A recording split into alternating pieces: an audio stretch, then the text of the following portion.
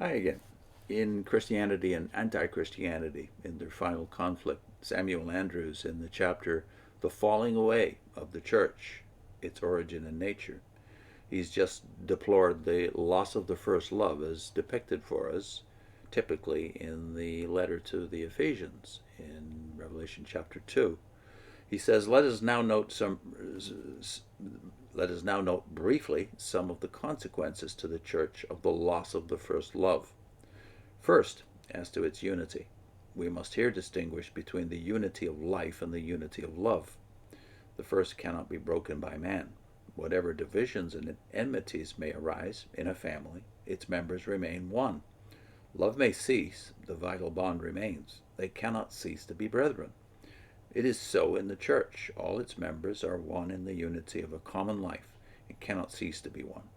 But the unity of love may be broken. The baptized may be divided into jealous and hostile sects and cease to regard each other as brethren. Each acting for itself and in its own interests, the common good is neglected, the one head is dishonored. To build up his own sect becomes more important than to build up the church. How powerful was brotherly love in the beginning, we see in the records of the early church. This is from Acts 4:32. And the multitude of them that believed were of one heart and one soul, and had all things common. With the loss of this love, the external bonds of unity gradually relaxed. Each man began to look at his own and not at the things of others. What divisions and strifes prevailed even in the 2nd century, all church history attests. The early persecutions of the brethren by the heathen rulers, indeed, bound them together for a time in an external unity, but the inward bond being weakened, the divisions soon reappeared and have continued to increase even down to our own day. Those organizations that have been compacted by time, like the Greek and Roman churches, present, indeed, a show of unity in themselves. But it is not the unity for which the Lord prayed, that they all may be one. And this very solidity of partial ecclesiastical organizations is a barrier against its realization. The first step to a true and full reunion of the members of the body is their full reunion with the head, and this can be only by regaining their first love. And of course, this is a great lesson for JWs who put much stock in organization and deny the organic connection to the head Christ. Organization can never replace organism in terms of life and the giving of eternal life, even more so. Secondly, as to obedience, the ground of all true obedience to God and to his Son is love. It was so amongst the Jews. Only as they loved Jehovah could they obey his laws. But this is true in a far higher degree in the Christian church. If you love me, keep my commandments, said the Lord. As his work in humanity was through love, so all that his children can do for him must be through love. And only where there is full love can there be full obedience. The loss of this first, or full love, was followed by the disobedient and lawless spirit of which St. Paul speaks as seen in his day. And in proportion as love decays does this spirit increase, and his children come to care less and less for God's commands and appointments. The fear of him may remain with many and lead to an outward observance of his laws, but the desire to please him in all things and do his perfect will be found only in a few. Thirdly, as to the truth, our Lord said, I am the truth. To know the truth, we must know him, as our knowledge of persons must be through our personal communion with them. Otherwise, we know of them, but do not know them. This is the highest sense, in the highest sense, true of the divine persons. We know them only as they reveal themselves to us. This revelation is as we are able to enter into communion with them. The basis of this communion is love. Love is of God, and every one that loveth knoweth God. If any man love me, I will love him, and will manifest myself unto him. Communion with him, who is himself the truth, is the surest and speediest way to attain it. The self-manifestation of Christ to us is something far higher than any mere intellectual apprehension of his words, and gives a knowledge of divine truth in all its relations, which it is not possible otherwise to obtain. It was the visions of the risen Lord, not any reasonings or persuasions of the disciples, that made Thomas and afterwards St. Paul believers, and made this apostle the great teacher of the church. We may thus see how the loss of love brings with it the loss of truth through the loss of communion, as when on the earth it was to the loving and to them only that the Lord could make himself fully known, either as to his person or office, so it is now. No error can be greater than that any man, no matter what his official position in the church may be, pope, patriarch, or bishop, can cease to be in full personal communion with him, and yet enter into the fullness of his truth. The Spirit of truth can show the things of Christ only to those who delight to hear them, and who are sanctified through the truth. It is with the heart that man believeth unto righteousness. He that hath ears to hear, let him hear. As love grows cold, the power to perceive and apprehend divine truth fades away. Our spiritual discernment is blunted. The intellectual formulates logical but lifeless systems of doctrine. I should say the intellect formulates logical but lifeless systems of doctrine. And theologians, ceasing to dwell in God's presence and in communion with him, theology soon becomes a mass of learned disquisitions about the divine persons and heavenly things. Even if they hold to the old creeds and walk in the old paths and count themselves orthodox, yet the Lord cannot use them to lead his people on in the further knowledge of his ways. There can be no true growth in knowledge where there is not growth in love.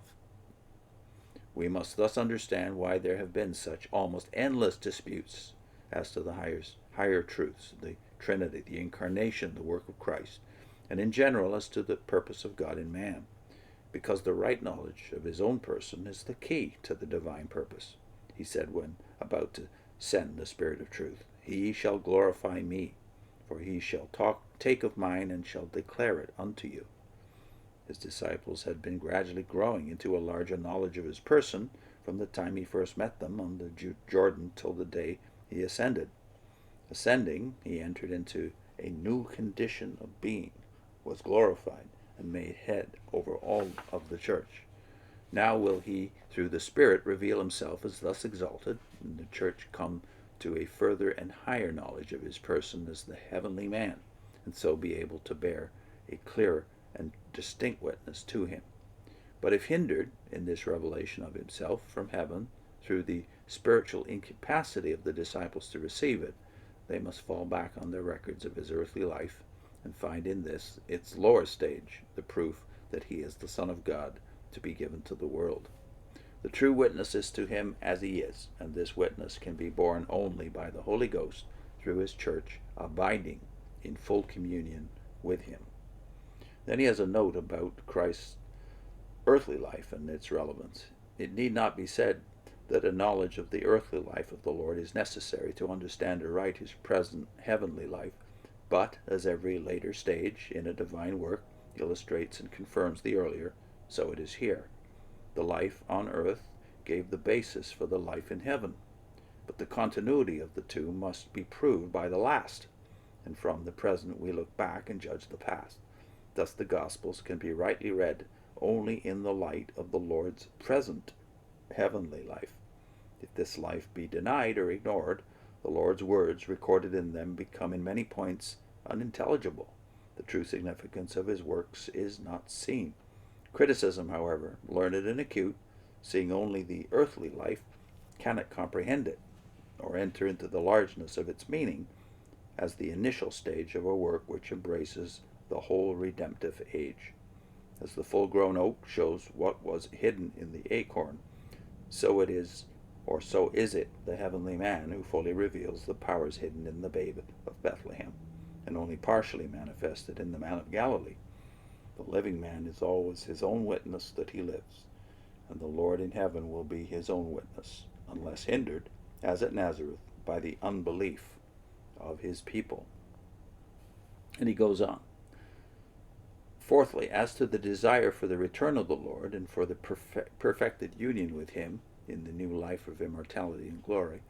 Now this was the most ardent in the beginning when love was most ardent, nor was it merely a natural desire for his personal presence, such as pupils might feel for a beloved teacher, but a spiritual longing for his return, because it would bring to them that perfect and holy likeness to him, and that higher communion with God through him, for which they prayed. Then also would his prayer be answered, that they might be with him and behold his glory. He spoke of the church under the figure of a widow during his absence, who prayed day and night for his return. That's Luke 18. But this feeling of widowhood was only of brief duration, and with its decay came purposes and plans in which his return and the higher glory of his kingdom had little or no place. The first love failing, the spirit of self-sacrifice grew weak. His honor, his interests ceased to be paramount. The church was puffed up by the honor which the world gave her, and pleased that she should be flattered and caressed by the great ones of the earth. She became willing that the day of the marriage should be put off into the distant future. The Holy Ghost could not work that internal and spiritual transformation which is necessary before the change in the twinkling of an eye from the mortal to the immortal can take place. The groaning in spirit for the redemption of our body, for perfect deliverance from sin and death, and the longing for the heavenly inheritance in great measure ceased, and the little while of his absence has lengthened into long centuries. We have thus spoken in some detail of the peculiar relation of the church to Christ as his body, partaking of his life, and so on with him, of the falling away as a spiritual separation from him, and of the root of this separation, the loss of the first love. We have seen that while the union of life cannot be dissolved, and he cannot cease to be the head of the church, the union of love may be dissolved, and that the loss of the first love on her part brought about an estrangement, and in a measure a separation from him, which has been felt in all her subsequent history. As her strength was in union with him, so her weakness was in disunion. Ceasing to be one with him in the unity of love, her members soon ceased to be one in the same unity. With the loss of love came disobedience and the mystery of lawlessness. She failed to attain to the full truth and to the unity of the faith, and lost more and more the desire for his return. This estrangement from the head, thus early begun, reaches its full measure in the last days, when, as he declared, lawlessness shall abound, and the love of the many shall wax cold.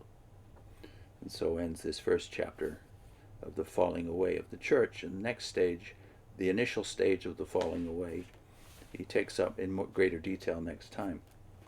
I'll put in a link to a video we did on Ephesians 4 in our series, Why J.W. Org Will Fall and the Church Will Stand. This is part 6 on Ephesians 4, how the church attains stability, maturity, and unity. Gifts in men. See you next time.